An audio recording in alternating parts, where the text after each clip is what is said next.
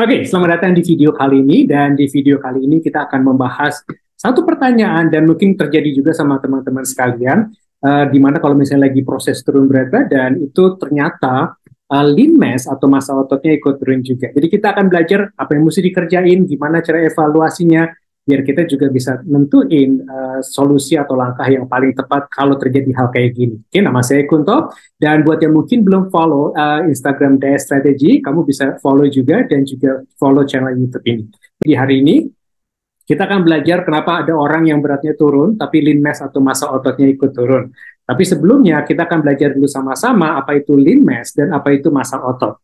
Jadi sebetulnya gini, waktu kita nimbang di timbangan gitu ya, kalau misalnya kita lihat angkanya 70, angka 70 itu bukan berarti berat lemak semuanya, karena badan kita itu bukan cuma lemak aja. Oke, badan kita itu ada dua bagian. Yang pertama adalah massa lemak, artinya adalah semua lemak yang ada di badan kita, dan kemudian yang kedua adalah massa yang bukan lemak atau massa non-lemak, yang disebut juga namanya lean mass. Oke, dan massa non-lemak ini terdiri dari beberapa macam. Pertama terdiri dari organ badan kita, jadi seperti jantung, ginjal, paru-paru, dan lain-lain, kemudian kulit di badan kita, kemudian cairan seperti darah, kemudian air yang ada di badan kita, itu juga bagian dari lean mass. Jadi waktu kita nimbang itu bukan cuma lemaknya aja, sekali lagi. Kemudian termasuk berat tulang, dan yang terakhir adalah juga termasuk otot di badan kita. Oke, jadi waktu kita turun berat badan, terus kita evaluasi, ternyata lean mass-nya turun, ada kemungkinan salah satunya mungkin massa ototnya yang turun. Ya, ada juga kemungkinan mungkin kadar airnya yang turun. Jadi ada banyak faktor. Tapi kita akan lihat dari contoh salah satu klien saya yang berikut ini.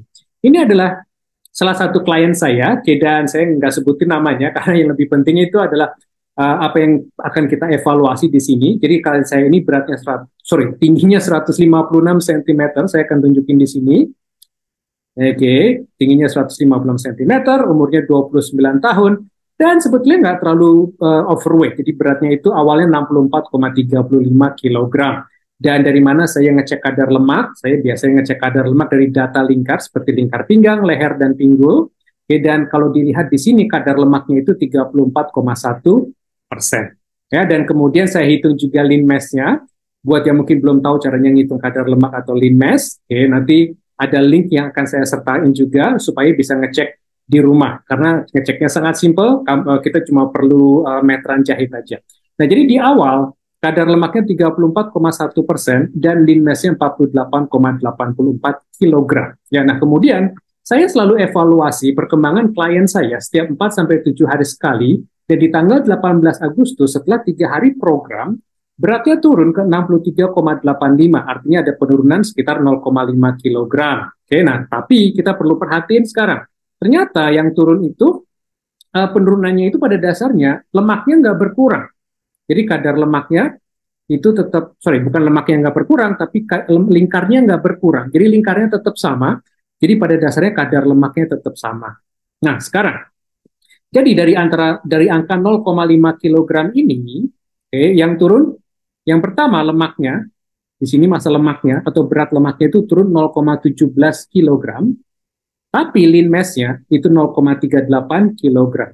Jadi penurunannya seperti itu. Jadi kalau kita lihat di sini, lean mass lebih banyak turun dibanding lemaknya. Nah, sekarang pertanyaannya adalah, kenapa ya bisa kayak gitu? Ya, nah dan kita akan evaluasi sekarang. Kalau misalnya ternyata lean mass kamu atau lean mass kita turun lebih banyak dibanding lemaknya seperti ini, ya, artinya biasanya ada dua hal yang menyebabkan ini. Yang pertama, kalau misalnya kita makan dengan kalori terlalu rendah. Dan ini biasanya sering terjadi sama mereka yang memang berusaha buat turun berat badan lebih cepat, mereka ekstrim, ngurangin kalorinya berlebihan, memang betul mereka bisa turun lebih cepat, biasanya di awal, tapi biasanya waktu proses turun ini, lean mass-nya ikut turun juga. Dan ini kurang bagus gitu ya.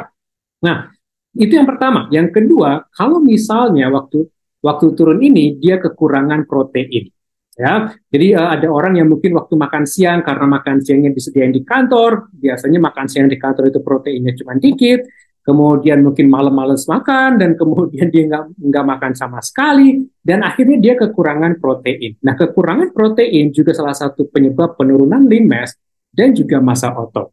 Ya, nah, dan kemudian saya evaluasi, saya tanya juga ke klien saya, pola makannya apa yang dia kerjain, dan ternyata dia memang kekurangan makan atau ngurangin makan gitu ya. Jadi waktu dia bilang waktu makan siang itu makannya proteinnya cuma dikit ya, dan waktu makan malam juga proteinnya kurang.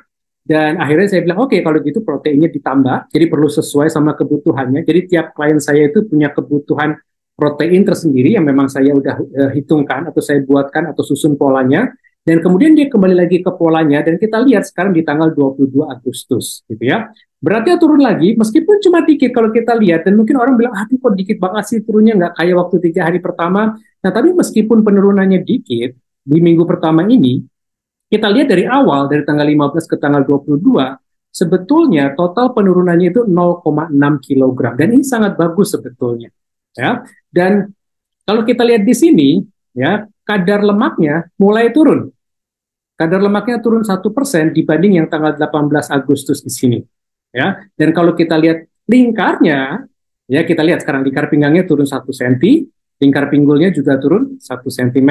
Nah, kita taunya lemak berkurang atau enggak di badan kita itu bukan dari kilogram yang turun, tapi dari lingkar badan yang berkurang. Atau mungkin kalau kita lihat tuh bajunya jadi kedodoran, atau kita bisa pakai ukuran baju yang lebih kecil.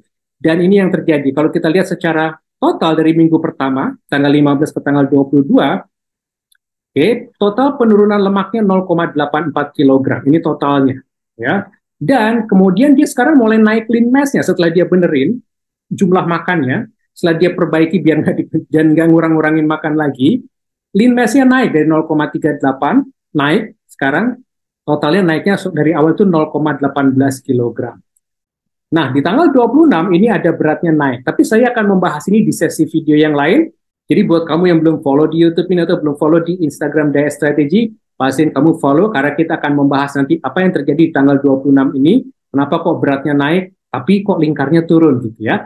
Nah, oke, itu aja video untuk kali ini. Terima kasih buat melihat video ini, semoga bermanfaat. Yang terakhir, kalau misalnya memang kepengen untuk juga personal coaching atau satu-satu coaching dengan saya, nanti bisa kirim DM ke IG Diet Strategy, dan karena saya selalu mengevaluasi klien saya satu persatu, dan saya memberikan coaching itu bukan dalam bentuk kelompok bersama-sama orang lain. Oke, nah terima kasih sekali lagi, dan sampai ketemu di video yang berikutnya.